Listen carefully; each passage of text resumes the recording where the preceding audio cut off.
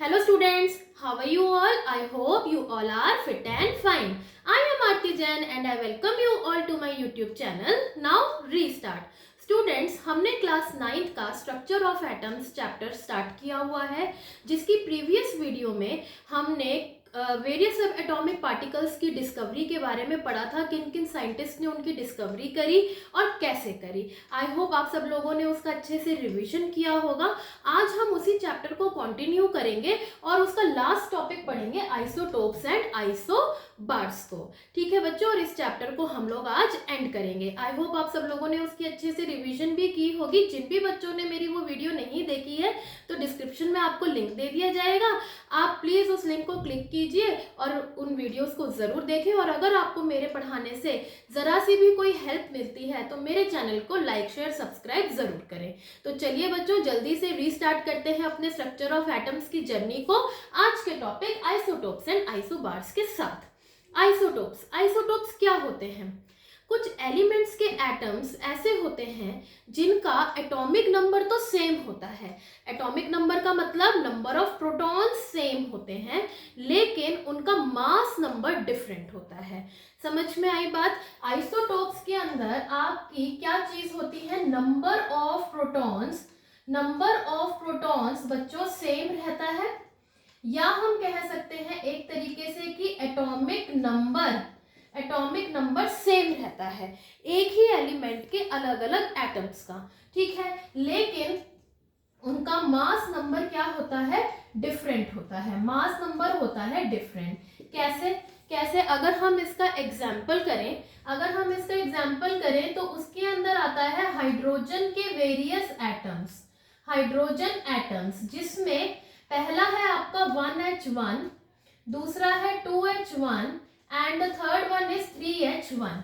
हमने ये चीज पिछली वीडियो में पढ़ी थी कि हम कैसे रिप्रेजेंट करते हैं। पहले सिंबल ऑफ एन एलिमेंट लिखेंगे, जो टॉप पे नंबर होगा वो होगा मास नंबर और जो बॉटम में होगा वो होगा एटॉमिक नंबर। आप देख पा रहे हैं तीनों में ही एटॉमिक नंबर सेम है 1 1 1, लेकिन तीनों में ही मास नंबर अलग है। इसका 1, इसका 2, इसका 3।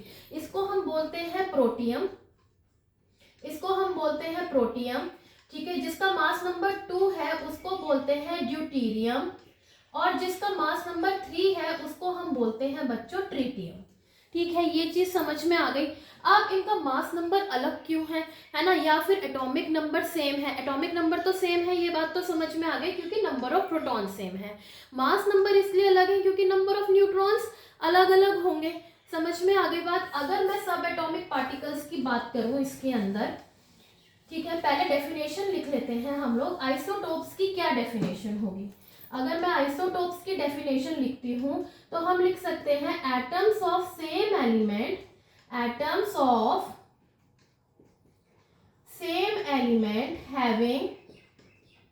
having same atomic number but different mass numbers are called isotopes। Simple सी डेफिनेशन है। आई होप इसके अंदर किसी को कोई भी प्रॉब्लम नहीं होगी, बहुत ही सिंपल है। ठीक है, इसमें अब हमने एग्जाम्पल करा 1H1, 2H1 एंड 3H1। ठीक है, प्रोटियम, ड्यूटेरियम एंड ट्रिटियम। अगर मैं इसके अंदर नंबर ऑफ इलेक्ट्रॉन्स, प्रोटॉन्स और न्यूट्रॉन्स पता लगाऊं तो इसके अंदर इलेक्ट्रॉन कितने होंगे? 1, इसमें भी 1 और इसमें भी 1। ठीक है, क्योंकि नंबर ऑफ प्रोटॉन और इलेक्ट्रॉन सेम होते हैं तो प्रोटॉन भी, क्योंकि एटॉमिक नंबर सेम है तो 1 1 1। लेकिन न्यूट्रॉन क्या है इसके अंदर? बताइए न्यूट्रॉन कितने होंगे? क्योंकि इसके अंदर atomic number, mass number same है तो मतलब प्रोटॉन्स का ही मास है, तो न्यूट्रॉन हो गए 0। और इसके अंदर कितना होगा? 2 - 1 यानी कि 1, और इसके अंदर कितना होगा? 3 - 1 यानी कि 2 न्यूट्रॉन्स। क्या ये चीज समझ में आ गई? Atomic number same, mass number अलग, क्योंकि नंबर ऑफ न्यूट्रॉन्स अलग अलग हैं। ये चीज समझ में आ गई। इसी तरीके से अगर मैं बात करूं कार्बन की, तो एक होता है कार्बन 12 और एक होता है कार्बन 14। ठीक है, दोनों में ही एटॉमिक नंबर सेम है 6 and 6, लेकिन मास नंबर आप देखेंगे इसका 12 है, इसका 14 है, मतलब नंबर ऑफ न्यूट्रॉन्स इसमें 6 हैं और इसके अंदर 8 है। ठीक है, तो ये दोनों भी क्या हो गए, आपस में आइसोटोप हो गए। ये दोनों भी क्या हो गए, आइसोटोप हो गए। क्या ये चीज क्लियर हुई? अब अगर मैं यहाँ पे क्लोरीन का भी एग्जाम्पल ले सकती हूँ। ठीक है, इफ आई रब दिस, अगर मैं यहाँ पे क्लोरीन का एग्जाम्पल लूँ, क्लोरीन तो एक होता है क्लोरीन 35 और एक होता है क्लोरीन 37। ये दोनों भी आइसोटोप हैं जिनका एटॉमिक नंबर 17 है और मास नंबर एक का 35 है, एक का 37 है। तो ये भी क्या है, एग्जाम्पल आइसोटोप्स का है। ठीक है, अब नेचर में ये किस फॉर्म में एग्जिस्ट करते हैं? ये एग्जिस्ट करते हैं in the mixture of the two isotopes. अच्छा, तो मतलब कि क्लोरीन को अगर हम लें तो उसके अंदर दोनों आइसोटोपिक फॉर्म होंगे। हाँ होंगे, है ना, दोनों ही आइसोटोपिक फॉर्म होंगे।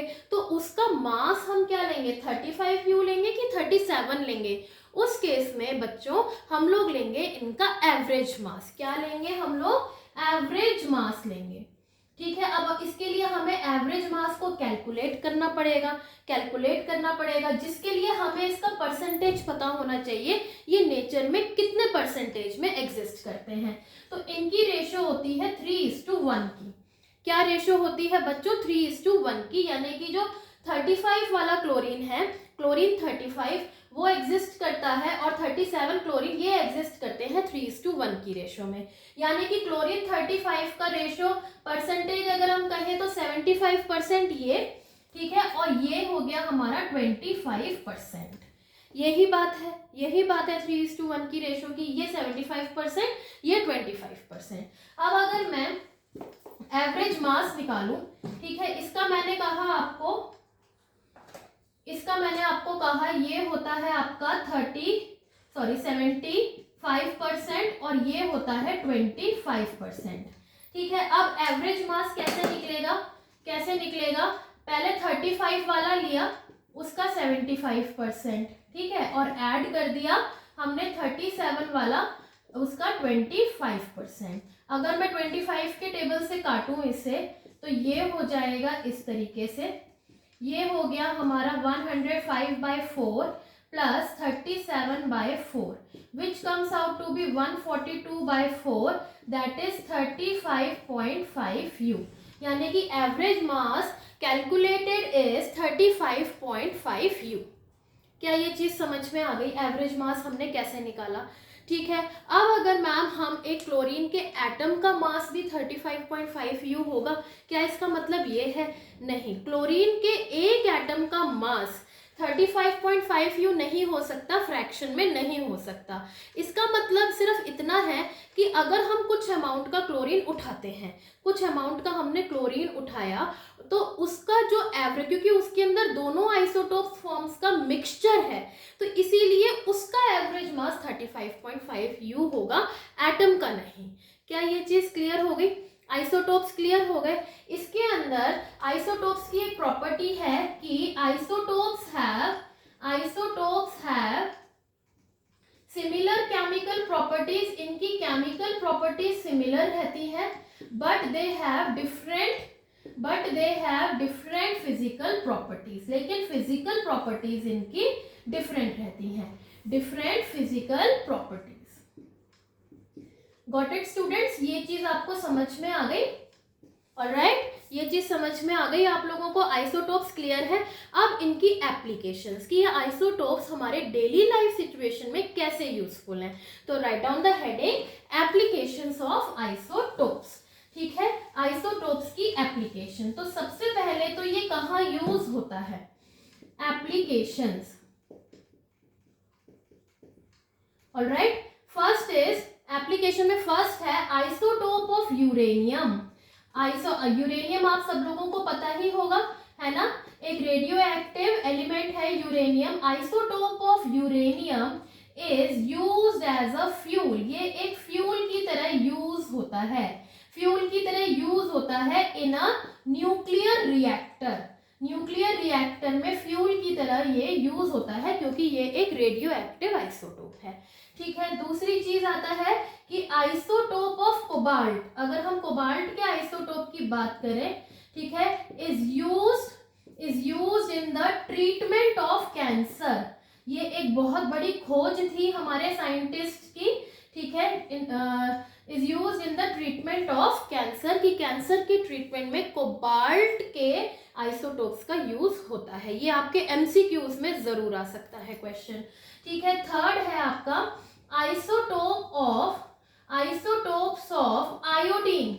अगर हम आयोडीन की बात करें तो it is used in the treatment of, एक और डिजीज है, आयोडीन की कमी से कौन सी डेफिशिएंसी डिजीज होती है बच्चों, जल्दी बताइए, गॉइटर। तो गॉइटर के ट्रीटमेंट में आयोडीन का आइसोटोप जो है हम इस्तेमाल कर सकते हैं। तो ये कुछ एप्लीकेशंस हैं।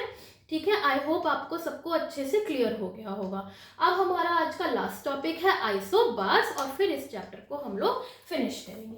ठीक है, व्हाट आर आइसोबार्स? आइसोबार्स क्या होता है? आइसोबार्स, जैसे कि हमने आइसोटोप्स में पढ़ा था कि एटॉमिक नंबर सेम है, प्रोटॉन सेम है, बट मास नंबर अलग है। ठीक है, तो आइसोबार्स में भी बच्चों इसमें क्या होता है कि मास नंबर सेम होते हैं, वो भी डिफरेंट एलिमेंट्स के। जाहिर सी बात है, अगर मास नंबर अलग है तो डिफरेंट एलिमेंट्स के ही एटम होंगे, है ना। जैसे आइसोटोप में तो सेम एलिमेंट के थे, 3 हाइड्रोजन, 2 क्लोरीन, 2 कार्बन, ठीक है, लेकिन इसमें डिफरेंट एलिमेंट्स होंगे, उनके मास नंबर अलग होंगे, बट उनके एटॉमिक नंबर डिफरेंट होंगे और मास नंबर सेम होंगे। फॉर एग्जाम्पल, पहले एग्जाम्पल से समझते हैं। जैसे कि हमने इसके अंदर लिया कैल्शियम एंड आर्गन, ठीक है, ये 2 मैंने लिए एलिमेंट। इसमें कैल्शियम का मास नंबर है 40 और आर्गन का भी 40, यानी दोनों के मास नंबर सेम है। दोनों के मास नंबर बच्चों क्या है? सेम है, लेकिन इसका एटॉमिक नंबर है 20 और इसका है 18। इसका है 18। क्या ये बात समझ में आई? तो आइसोबार्स, अगर मैं आइसोबार्स की डेफिनेशन लिखूं तो मैं ये लिख सकती हूँ एटम्स ऑफ डिफरेंट एलिमेंट्स, इसमें डिफरेंट वर्ड आएगा, ठीक है, कंफ्यूज नहीं होना है। Atoms of different elements having different atomic numbers, but लेकिन क्या सेम रहता है? But same mass numbers. बहुत सिंपल सा टॉपिक है, लेकिन अगर कंफ्यूज हो गए तो इसमें भी नंबर कट हो जाते हैं, डिडक्ट हो जाते हैं कई बच्चों के। ठीक है, but same mass numbers are called isobars. For example, अब एग्जाम्पल आपका यही है, ठीक है, कैल्शियम 40 एंड आर्गन 40, दोनों के मास नंबर सेम है, लेकिन एटॉमिक नंबर दोनों के क्या है? अलग है। यानी कि हम ये कह सकते हैं कि नंबर ऑफ न्यूक्लियॉन्स, मैं न्यूट्रॉन नहीं कह रही, मैं न्यूक्लियॉन्स कह रही हूँ, वो सेम होंगे, यानी कि 40 ही न्यूक्लियॉन्स हैं कैल्शियम के भी और 40 ही न्यूक्लियॉन्स हैं आर्गन के भी। मानते हो ये बात, है ना। न्यूक्लियॉन्स क्या होते हैं? प्रोटॉन प्लस न्यूट्रॉन, है ना। ये चीज समझ में आ गई, लेकिन प्रोटॉन्स की मात्रा अलग अलग है। अगर इसका एक क्वेश्चन भी आया हुआ है कि इनका आप इलेक्ट्रॉनिक कॉन्फ़िगरेशन करके दिखाइए, 2 आइसोटोप्स का और 2 ही आइसोबार्स का, तो अगर हम ये क्वेश्चन लिखते हैं, एक क्वेश्चन करवा देते हैं लास्ट में कि write down the electronic configuration, electronic configuration I hope आप सबको पता ही है, एटॉमिक नंबर से होती है ना, ऑफ 2 आइसोटोप्स एंड 2 आइसोबार्स, ठीक है। तो इसके अंदर अगर मैं आइसोटोप्स की बात करूं, आइसोटोप्स तो चलो कार्बन 14 और कार्बन 12 ले लेते हैं, दोनों का ही एटॉमिक नंबर क्या है? 6 है, ठीक है। तो इलेक्ट्रॉनिक कॉन्फ़िगरेशन क्या होगी? 2-4 होगी दोनों ही केस में। मानते हो ये बात? अब अगर वही मैं आइसोबार्स की बात करूं तो कैल्शियम 40 ले लेते हैं, ठीक है, और हम आर्गन 40 ले लेते हैं, ठीक है, लेकिन मास नंबर से कोई फर्क नहीं पड़ता क्योंकि एटॉमिक नंबर तो दोनों का ही 20 है, दोनों का ही एटॉमिक नंबर। अच्छा, इसका है 18, एटॉमिक नंबर्स अलग अलग होते हैं ना, तो इसका है 18, तो ये हो जाएगा 2882, यही होगा 10 एंड 10 20, और इसका हो जाएगा 288। ठीक है, इसका इलेक्ट्रॉनिक कॉन्फ़िगरेशन हो जाएगा बच्चों 288। आई होप ये वाले दोनों टॉपिक्स आपको क्रिस्टल क्लियर हो गए होंगे, छोटे से टॉपिक्स थे।